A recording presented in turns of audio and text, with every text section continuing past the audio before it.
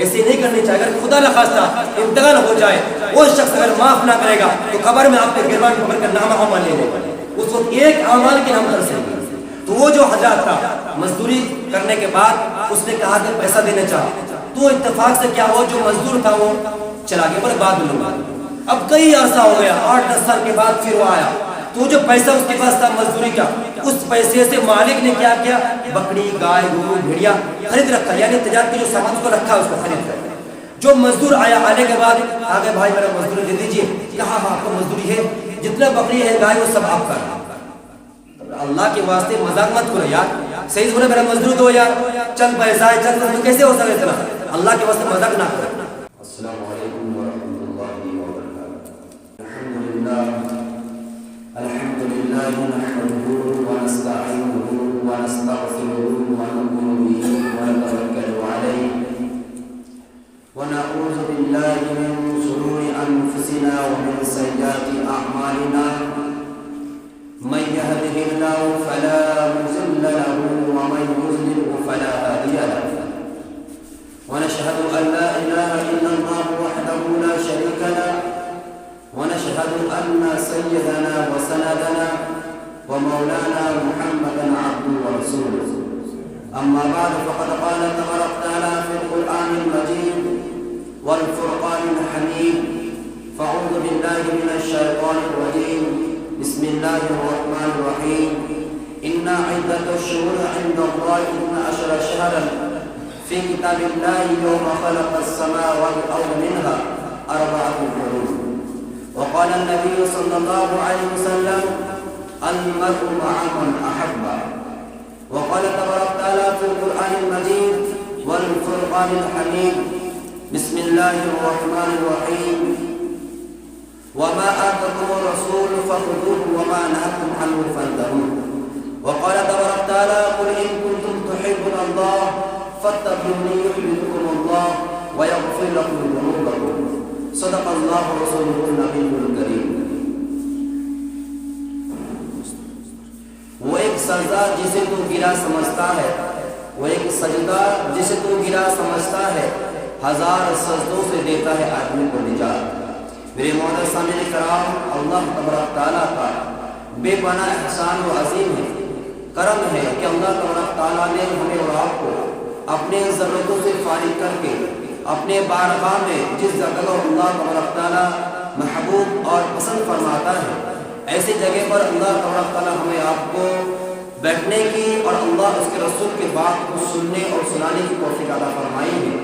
اس لیے ہم سب تحدید سے اللہ کو شکر کرتے ہیں کہ الحمدللہ الحمدللہ. میرے معزز سامعین کرام, ہمیں اور آپ کو معلوم ہے کہ مسجد اللہ تبارک تعالیٰ کا گھر ہے. حضور فرماتے ہیں ان تعبدوا اللہ کأنک تراہ فإن لم تکن تراہ فإنہ یراک, کہ اللہ تبارک تعالیٰ کے حبیب حضور پاک صلی اللہ علیہ وسلم فرماتے ہیں تو اللہ تبارک تعالیٰ کی عبادت اس طرح کرو, اس طریقے سے کرو, اس سوچ سے کرو, اس فکر سے کرو, اس خیال سے کرو کہ اللہ تبارک تعالیٰ کو میں خود دیکھ رہا ہوں. ان تعبدوا اللہ کأنک تراہ فإن لم تکن تراہ فإنہ یراک. اگر تمہارے اندر یہ صلاحیت, ایمان کی تازگی, ایمان کی حلاوت اگر موجود نہ ہو کہ میں اللہ کو دیکھ رہا ہوں, یہ اگر کشش نہ ہو پا رہا ہے, تو ایمان کا درجہ یہی ہے کہ اتنی کمزور ہونی چاہیے کہ اللہ تبارک تعالیٰ ہمیں آپ کو دیکھ رہے ہیں. تو کہنے کا مقصد ہے کہ ہم اور آپ جو بھی عبادت کریں, چاہے وہ اچھا عبادت کریں, کھلے عام کریں, مسجد اندر کریں یا باہر میں کریں, گھر کے اندر کریں یا بازار میں کریں, چاہے دکان میں کریں یا کھیت میں کریں, جس جگہ جو بھی عمل کریں, ہمارے لیے نیت بالکل صاف ہونی چاہیے کہ میں اللہ کے لیے کر رہا ہوں, اللہ کو دیکھتے ہوئے کر رہا ہوں. یہ اعلیٰ درجے کا ایمان کا پہچان ہے. اگر ہمارا آپ کو یقین اور ایمان اتنی مضبوط نہ ہو کہ ہم اللہ کو دیکھ رہے ہیں, یہ ایمان نہیں ہو پا رہا ہے. اتنی تو ہونی چاہیے کہ اللہ تبارک تعالیٰ مجھے دیکھ رہا ہے, کیونکہ اللہ تعالیٰ خود فرماتے ہیں ان اللہ علی کل شیء قدیر, اللہ تعالیٰ ہر چیز پر قادر ہے.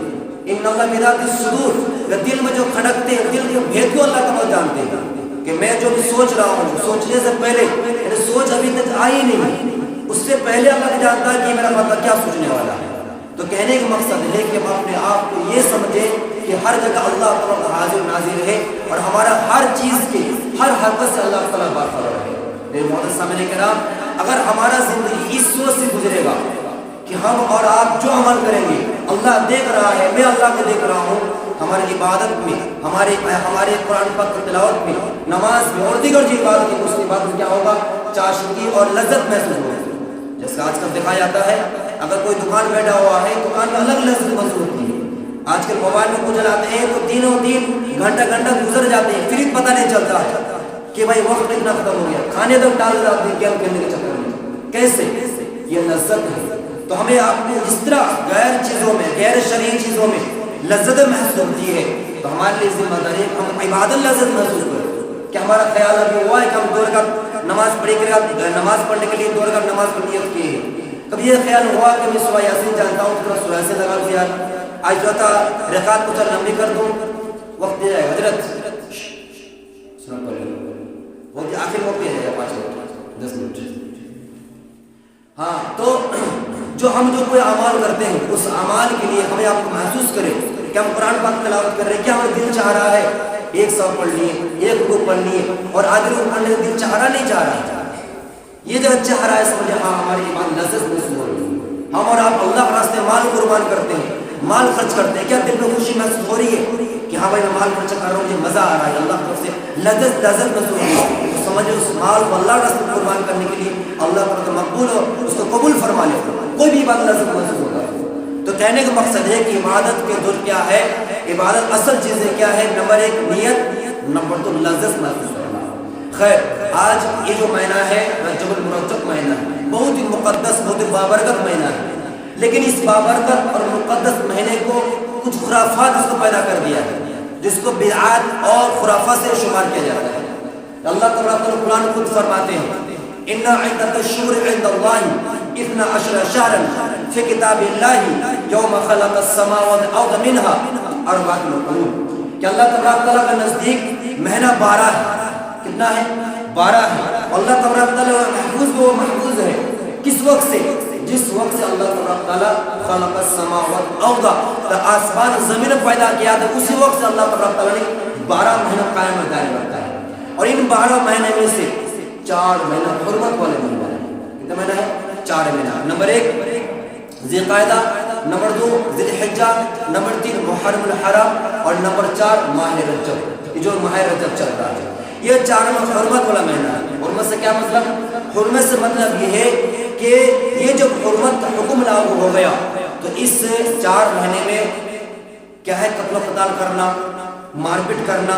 مکہ والے مدینہ والے مار پیٹ نہیں کرتے تھے، فتنہ فساد نہیں کرتے تھے، حالانکہ ایسا دور گزرا ہے کہ اگر ایسے لڑائی سالوں سال، یہاں تک کہ دادا اپنے پوتوں کو نصیحت کرتا تھا کہ فلانا خاندان ہے ان سے ہم بدلہ نہیں لیے ہیں، کس وجہ سے؟ انہوں نے پہلے اونٹ میں پانی کوٹ کا پانی پلا دیا تھا سمندر میں یا کنویں پر، تو تم اس کا بدلہ لینا، یہ نصیحت تھا۔ لیکن یہ 4 حرمت اور مہینہ آتا ہے، ذی القعدہ، ذی الحجہ، محرم الحرام اور رجب کا مہینہ، تو اس مہینے میں قتل قتال مار پیٹ کرنا بالکل ختم کر دیتے تھے، بالکل انسانیت بن کے رہتے تھے اور اس کو حرام اور ناجائز سمجھتے تھے۔ اور یہ مہینہ برکت، بہت زبردست والا مہینہ ہے، جیسے کہ عبادت کے اعتبار سے بہت طویل ہے، بہت زیادہ فضل ملے گا، کوئی 2 رکعت نفل پڑے گا تو بہت زیادہ ثواب ملے گا دیگر مہینے کے اعتبار سے۔ جیسے کہ رمضان مبارک کا مہینہ ہے، اس کو ہائی لیول ہے، وہ نفل پڑے گا تو فرض کا ثواب دیا جائے گا، تو فرض پڑے گا تو 70 گنا فرض کا ثواب دیا جائے گا۔ رمضان کا ہائی لیول کا ثواب ہے، لیکن ماہ رجب بہت زیادہ فضل رکھتا ہے، وہ اللہ جانتے ہیں کتنا فضل ہے۔ تو یہ ایک طرف برکت کا مہینہ ہے اور نمبر 2 فجر کا مہینہ ہے۔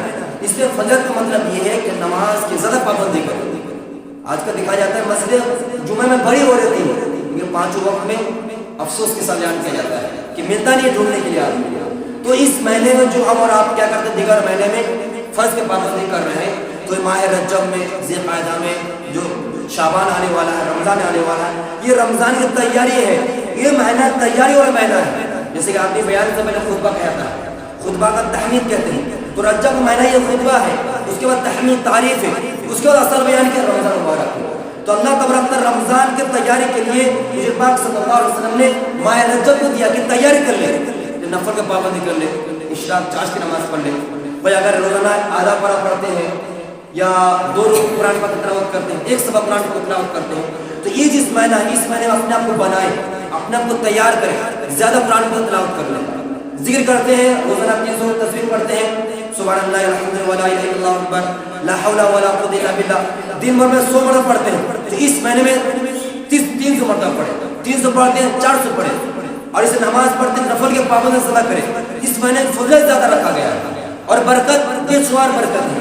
رزق میں برکت ہوگی اور اسی طرح کاروبار برکت ہوگی، گھر باری میں برکت ہوگی، کاروبار میں برکت ہوگی، پیسے میں برکت ہوگی، تجارت میں برکت ہوگی، ہر طرح کا برکت ہے.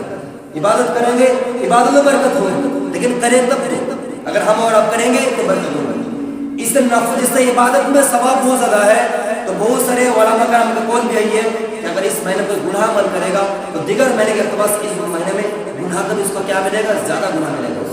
اسی لیے عبادت زیادہ کرے اور گناہوں کو کیا کرے؟ چھوڑ دے. عمل کرے انشاءاللہ تعالی. اور اس مہینے میں بہت ساری چیزیں ہیں جو ہمارا خرافت مدد ہوتی ہے. اس مہینے جیسے کہ امیر معاویہ رضی اللہ تعالی عنہ جو کاتب وحی ہے، حضور پاک صلی اللہ علیہ وسلم جو وحی نازل ہوتی تو سب سے پہلے وہی قرآن پاک نازل ہوئی، اقرأ باسم ربک الذی خلق خلق الانسان من علق اقرأ وربک الاکرم الذی علم بالقلم. یہ آیت قرآن پاک میں سب سے پہلے نازل ہوئی، سب سے پہلی آیت ہے غار حرا میں، سب سے پہلے آیت ہے. آپ صلی اللہ علیہ وسلم وہاں پر 40 دن سے زیادہ دن وہاں پر رہے، قیام فرمایا، عبادت مشغول رہے. کھانے کی ضرورت ہوتی خدیجہ رضی اللہ عنہ پہنچا دیتی تھی، یا اگر وہ نہیں پہنچا دیتی تو حضور پاک صلی اللہ علیہ وسلم خود گھر سے جاتے اور پھر کھانا لے آتے چند دنوں کے لیے. تو غار حرا میں عبادت کرتے تھے. تو اس عبادت کی حالت میں اللہ تبارک و تعالیٰ پر وہی نازل فرمایا، تو وہی نازل فرما دیا. تو کہنے کا مقصد یہ ہے کہ حضور پاک صلی اللہ علیہ وسلم اس مہینے میں کیا کرتے؟ بہت زیادہ قصد عبادت کرتے تھے اور اس مہینے میں ایک دعا فرماتے تھے. کون سی دعا؟ اللہم بارک لنا فی رجب و شعبان وبلغنا رمضان. حدیث ثابت ہے کہ حضور پاک صلی اللہ علیہ وسلم قصد دعا فرماتے تھے. اس کا ترجمہ کیا ہے؟ اللہم بارک لنا فی رجب و شعبان. یا اللہ تبارک تعالیٰ ماہ رجب اور ماہ شعبان میں ہمارے لیے برکت عطا فرما اور رمضان تک فضیلت ہمیں عطا فرما. یعنی رمضان تک عبادت کر کے رمضان تک پہنچا، رمضان کے تمام برکات سے، تمام رحمت سے، تمام فضائل سے ہمیں حامل فرما اور وہاں تک مجھے پہنچا دے. اس دعا کو اگر کوئی اردو میں کرنا چاہے اردو میں کر سکتے ہیں، عربی میں یاد کرنا چاہے تو عربی میں یاد کر سکتے ہیں. یہ کیا ہے؟ امیر معاویہ رضی اللہ تعالی عنہ جو کاتب وہی ہے. حضور پاک صلی اللہ علیہ وسلم قرآن نازل ہوتی تھی، حضور پاک صلی اللہ علیہ وسلم پر جبرائیل آئے، ان کے آپ صلی اللہ علیہ وسلم کو فرما دی کہ آپ یہ تلاوت فرمائیے. حضور پاک صلی اللہ علیہ وسلم تلاوت فرماتے تھے جیسے جبرائیل نے فرمایا، حضور پاک صلی اللہ علیہ وسلم تلاوت فرمائی. اس کے بعد امیر معاویہ رضی اللہ تعالی عنہ ان کو لکھنے فرماتے تھے. تو کاتب وہی کے مطلب ہے کہ وہی کے جو کاتب ہیں یعنی قرآن پاک کو لکھتے تو وہی امیر معاویہ رضی اللہ تعالی عنہ. تو یہ امیر معاویہ رضی اللہ تعالی عنہ اتنے اعلیٰ شخصیت ہے، ان کا ثانی کوئی نہیں ہوئی اور ان کو سند مل گیا رضی اللہ تعالی عنہ ورضوا عنہ. تمام صحابہ کو ملا ہے، تمام صحابہ کو ملا ہے، ان میں سے امیر معاویہ رضی اللہ تعالی عنہ. لیکن افسوس کے ساتھ بات یہ ہے کہ آج اس مرجب کے مہینے میں بہت سارے بدعات اور خرافات میں جایا جاتا ہے. وہ بدعات کیا ہے؟ کنڈے کے بیماری. شاید اسلام پر الحمد نہیں ہے کہ بہت سارے بدعات رسومات کرتے ہیں. کیا ہے؟ کنڈے والی بیماری. کنڈے کیا ہے؟ بدعات جو امیر معاویہ رضی اللہ تعالی عنہ جو یہودی نصارہ نے قتل کیا تھا، سازش کے ساتھ ان کو خاتمہ کیا تھا، تو کسی اور کا خاتمہ کیا تھا امیر معاویہ رضی اللہ عنہ اوپر میں ڈال دیا تھا. اور لوگوں نے چھپ چھپ کر کیا کرتے تھے؟ ہیپی نیو ایئر مناتے تھے اور اسی ہیپی نیو ایئر کو امیر معاویہ رضی اللہ عنہ جوائن کر دیا. اور آج ہم لوگ بہت سارے بیوقوف احمق پڑے ہوئے ہیں جو صحابہ رسول ہیں ان کے بڑے بناتے، حالانکہ ان کا انتقال ہے. نمبر ایک. دوسری بات ہے کہ امیر معاویہ رضی اللہ تعالی عنہ کو انہوں نے بہت سال غالباً 50 یا 60 سال زندہ رہے، کبھی بھی اپنی زندگی میں ہیپی نیو ایئر نہیں منایا، کبھی بھی اپنے جشن نہیں منایا، کبھی کونڈے نہیں منائے. کسی ایک صحیح حدیث سے ثابت نہیں ہے کہ کونڈے منانا. یہ کیا ہے؟ بدعت ہے. کونڈے کس طرح ہے؟ بہت زیادہ کیا کرتے ہیں؟ مٹی کے باہر لے کر اس پر کوئی میٹھی چیز رکھتے ہیں یا سونے چاندی کا ایک فتوا دیا آ رہا ہے. کل مطالعہ کر رہا تھا کہ سونے چاندی کی جو تشتری ہے اس میں رکھ کر سکتے ہیں. ہاں بھائی بتائیے، سونے چاندی کے کوئی برتن کھانا جائز ہے؟ بالکل حرام ہے. سونے چاندی کے برتن سے کھانا پینا بالکل ناجائز ہے، کھائے مرد ہو یا عورت ہو. یوز کرنا، استعمال کرنا سونا چاندی خواتین حضرات کو جائز ہے، ہمارے لیے جائز نہیں ہے. لیکن کھانے کے معاملے میں سب کے لیے برابر ہے کہ سونے چاندی چیزیں کوئی بھی کھانے چیز برتن نہیں کھا سکتا ہے، حرام ہے، ناجائز ہے. تو اس میں کیا کرتے ہیں؟ نمبر ایک اس کو رکھتے میٹھی چیز کو، اور سب سے برا عمل کیا کرتے ہیں؟ فاتحہ خانی کرتے ہیں. نماز پڑھنے کی توفیق نہیں، روزہ رکھنے کی توفیق نہیں ہے، غریب کو دان کرنے خیرات کرنے کا توفیق نہیں ہے، لیکن فاتحہ کرنا پڑے گا. نماز چھوٹ جائے کوئی پرواہ نہیں، حرام حلال کوئی امتیاز نہیں، کوئی ٹینشن نہیں، لیکن فاتحہ کے بغیر کھانا نہیں ہوگا.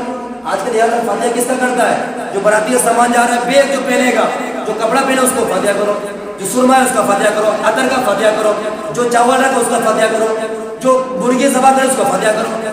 جی حال بنا کرو تو فاتحہ کرو، یعنی فتح کرے تو ہی کھانا جائز ہوگا. یہ بالکل ناجائز حرام ہے. فاتحہ یعنی سورۃ الفاتحہ یہ پڑھنے 3 رات پڑھیے، آپ اٹھتے پڑھے پڑھتے رہیے، لیکن کھانا سامنے رکھ کر فاتحہ کریں بالکل ناجائز ہے. اس کھانا کو کتب بھی لکھلا دیجیے، انسان کھانے سے 40 دن کی عبادت ختم ہو جائے گا. ہاں اگر قرآن پاک تلاوت کرنا چاہے کھانے کے سامنے رکھے بغیر بالکل کیجیے، پورا مکمل قرآن پاک تلاوت، کوئی منع نہیں. کیوں؟ کیونکہ ہمارا اور آپ کا کیا ہے؟ شریعت کیا ہے؟ عقل پر نہیں ہے، نقل پر ہے. اس پر ہے، نقل پر ہے. کس کے نقل؟ حضور پاک صلی اللہ علیہ وسلم کے نقل پر ہے. قرآن فرماتا ہے قل ان کنتم تحبون اللہ فاتبعونی یحببکم اللہ ویغفر لکم ذنوبکم. قل ان کنتم تحبون اللہ، اللہ فرماتے تم اگر اللہ قل ان تحبون اللہ، اگر اللہ سے محبت کرنا چاہتے ہو، فاتبعونی میری اتباع کرو، حضور پاک صلی اللہ علیہ وسلم کی اتباع کرو. قل ان کنتم تحبون اللہ فاتبعونی یحببکم اللہ ویغفر لکم ذنوبکم، تو تمہارے گناہ کو معاف کر دے گا. ویغفر لکم ذنوبکم. اور اللہ تعالیٰ بڑے جی ارشاد فرماتے ہیں من یطیع الرسول فقد اطاع اللہ، کہ من یطیع الرسول، جس نے رسول کی اطاعت کی اسے اللہ کی اطاعت کی. میرے مولانا سامعین کرام، اس آیت سے ہمیں آپ کو معلوم کیا پتہ چلا؟ پتہ یہ چلا کہ اگر ہم اور آپ سچی محبت دعویٰ کریں حضور صلی اللہ علیہ وسلم سے تو کیا ہے؟ اللہ سے محبت کرنا ہوگا.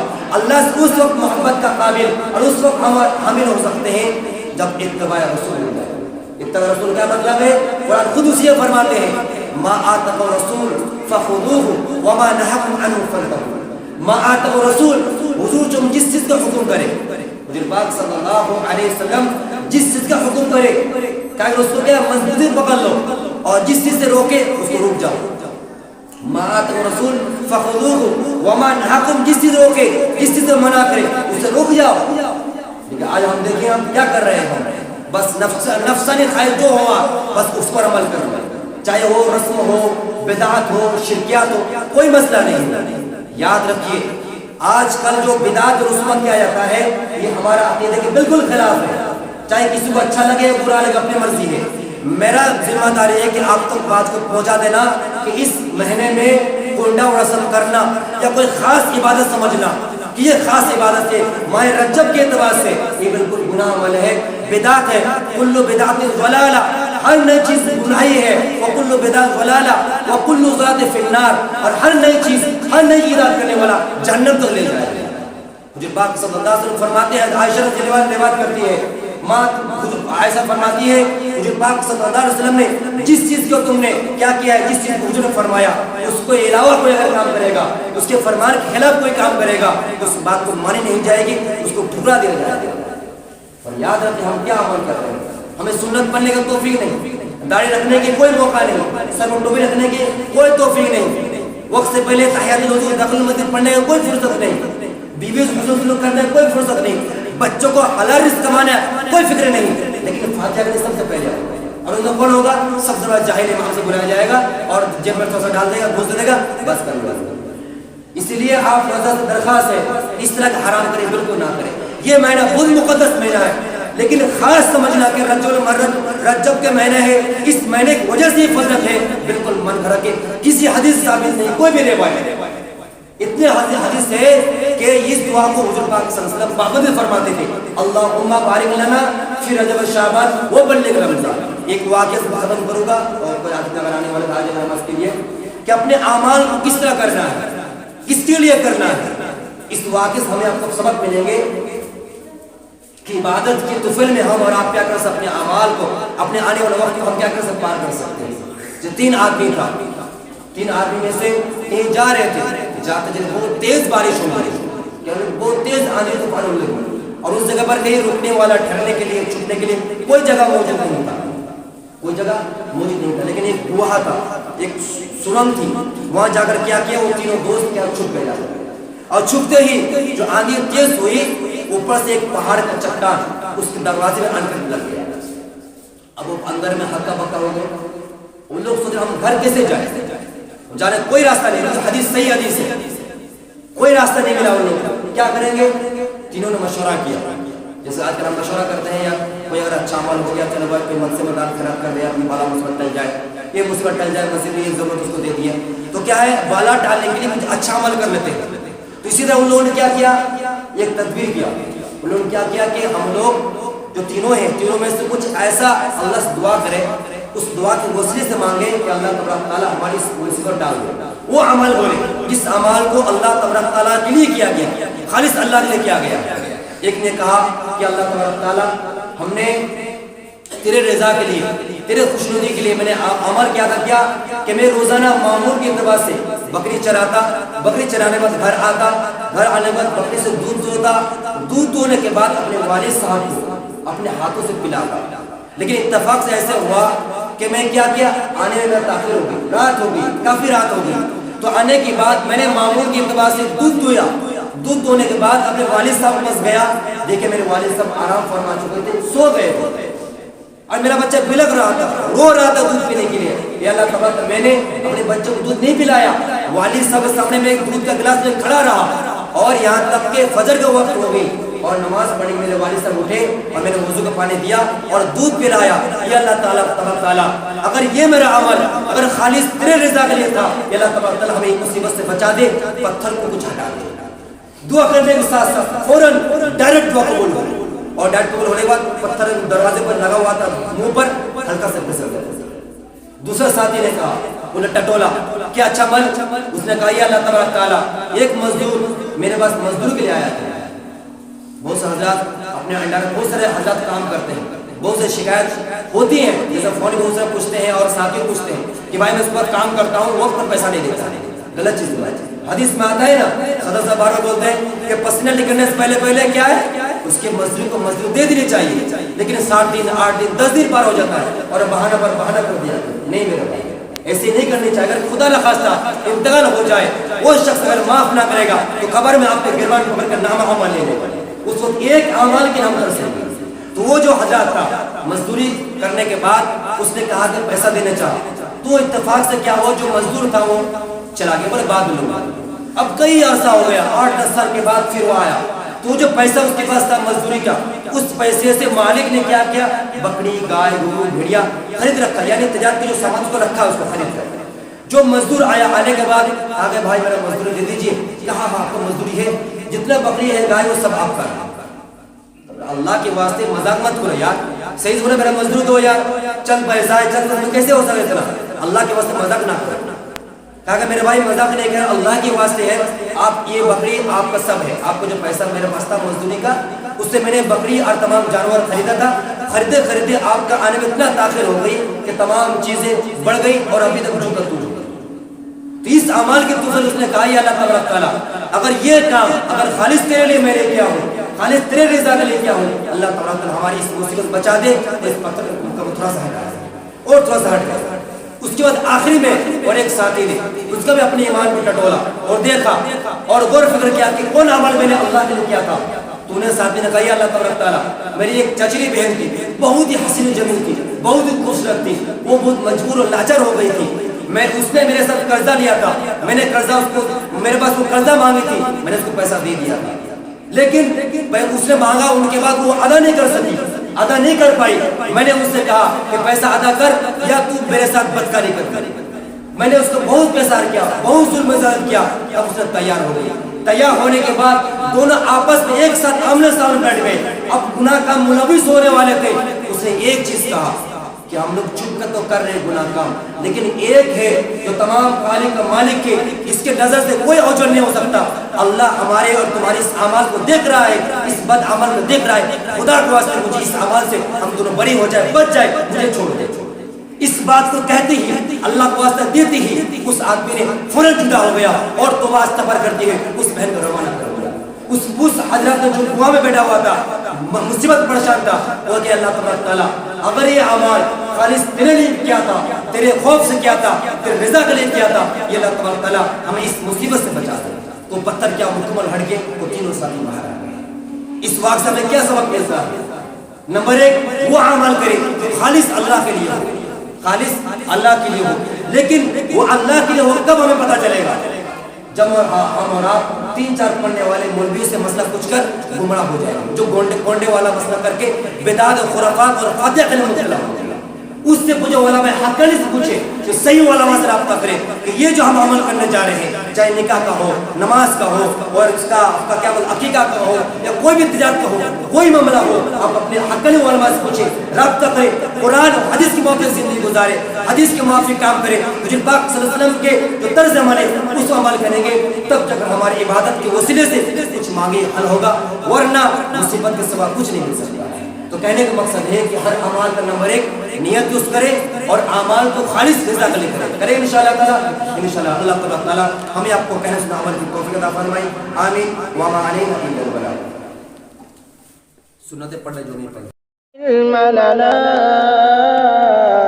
إلا ما علمتنا إنك أنت العليم الحكيم.